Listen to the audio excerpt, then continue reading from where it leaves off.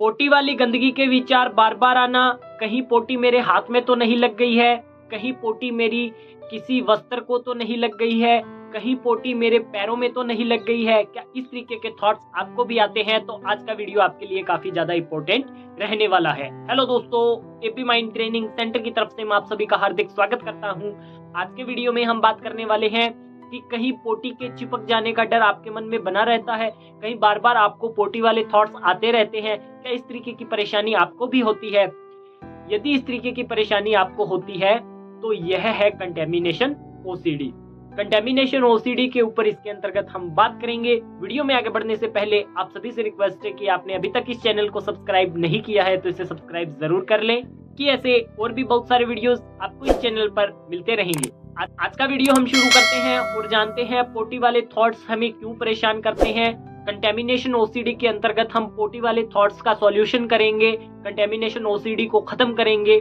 तो contamination OCD के अंतर्गत हमें इस तरीके के थॉट आते रहते हैं। बहुत सारे लोग इस चीज से सफरिंग कर रहे हैं, उन्हें इस तरीके की परेशानी होती रहती है कि कहीं गंदगी मेरे हाथों में तो नहीं लगी हुई है। घंटों तक हाथ धोएंगे, घंटों तक नहाएंगे, बार बार कपड़े चेंज करेंगे। कंटेमिनेशन ओसीडी से यह प्रभावित होते हैं और इन्हें इसके अंदर बहुत सारी प्रॉब्लम का सामना करना पड़ता है।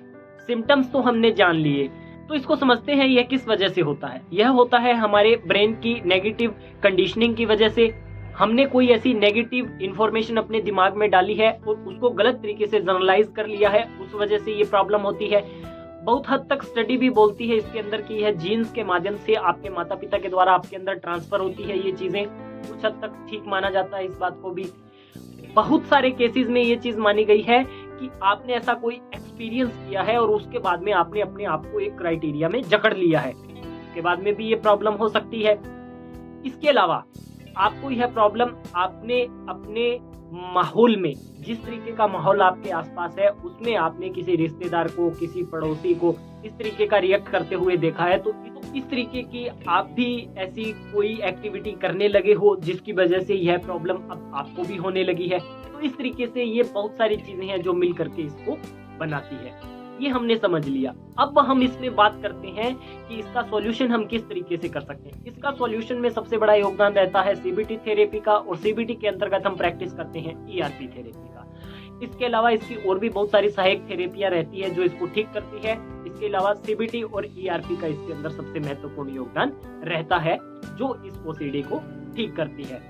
ईआरपी की इसके अंदर कम से कम 1 से 1.5 महीने हम प्रैक्टिस करवाते हैं, उसके बाद में जाकर के यह ओसीडी ठीक होती है। इसके अंदर हम एक चीज समझते हैं, जब आपको कंटेमिनेशन ओसीडी नहीं थी उस समय की अपनी लाइफ को आप विजुअलाइज करिए कि उस समय आप किस तरीके का रिएक्ट करते हैं, और सेम कंडीशन को इस कंडीशन में अप्लाई करने की कोशिश करिए। वर्तमान समय में आप किस तरीके का रिएक्ट कर रहे हो उसमें आपको डिफरेंस नजर आ जाएगा, और उस समय जैसा आप रिएक्ट करते थे वैसा रिएक्ट आपको अभी इस समय करना है। तो इस चीज में थोड़ा आपको राहत मिलेगा। आप कंटिन्यू यदि आप इस पे काम करते हो, अपने कंपल्शन को कम करते हो, क्योंकि कंटेमिनेशन ओसीडी के अंतर्गत क्या करना होता है, आपको अपने कंपल्शन को कम करना होता है। जितना आप अपने कंपल्शन को कम करते हो उतने ही ज्यादा आपकी ओसीडी के जो पैटर्न्स है वह टूटते हैं, आपको उसका जो स्तर रहता है उसमें गिरावट आती है और धीरे धीरे आप इसके सॉल्यूशन की तरफ बढ़ने लगते हो। कंटेमिनेशन ओसीडी के अंदर बहुत सारे लोग एक गलती करते हैं, वो यह रहती है कि वह बोलते हैं कि मेरे को विचार कम करना है, विचार कम करना है। वो विचार को तो कम कर लेते हैं बट कंपल्शन को बढ़ावा दे देते हैं। यदि आप कंपल्शन को बढ़ावा दे रहे हो, उसी तरीके से आप 3 साबुन से नहा रहे हो, 5 साबुन से नहा रहे हो, 2-2 घंटे नहा रहे हो, 5 बार हाथ धो रहे हो, दिन में 4 से 5 बार आप अपने कपड़े बदल रहे हो, बाहर जाने के लिए आपके अलग कपड़े हैं, घर के अंदर आप अलग कपड़े पहनते हो, इस तरीके का यदि आप रिएक्ट करते हो तो आपकी ओसीडी समाप्त थोड़ी ना हुई है। ये इसका कोई सॉल्यूशन तो नहीं हुआ, आप कंपल्शन तो वैसे ही कर रहे हो। और ओसीडी के अंदर मैं हमेशा बोलता हूँ, कंटेमिनेशन ओसीडी के अंदर खास करके, कि यदि आपके कंपल्शन कम ही नहीं हुए तो फिर ओसीडी काहे की ठीक हुई आपकी। तो ओसीडी को हमें ठीक करना है, न कि कंपल्शन को बढ़ावा देना है या थॉट्स से हमें छुटकारा पा लेना है। ये इसका मकसद नहीं है। इस चीज को भी आपको इसके अंदर समझना पड़ेगा। तो स्टार्टिंग यहाँ से होगी कि आपको अपने कंपल्शन को कम करना पड़ेगा। जैसे जैसे आप अपने कंपल्शन को घटाते जाओगे वैसे वैसे आपकी ओसीडी जो हाई लेवल पर है वहां से नीचे की तरफ आने लगेगी और आपको इसके अंदर राहत मिलने लगेगी। यदि आप कंपल्शन करते रहोगे तो इसके अंदर राहत का कोई चांस नहीं है।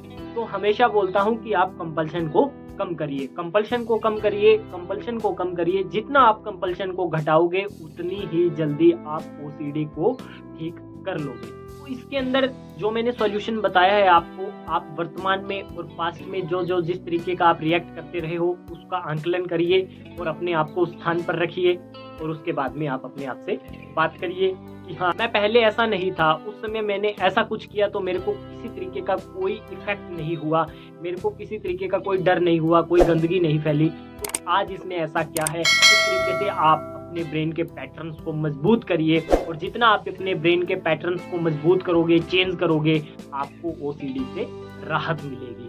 बहुत जल्द आप ओसीडी को निपटा दोगे और भविष्य में आपको कभी भी यह ओसीडी नहीं होगी। यदि वीडियो अच्छी लगी हो तो इसे लाइक करें, चैनल को सब्सक्राइब करें। आज के इस वीडियो में इतना ही। धन्यवाद।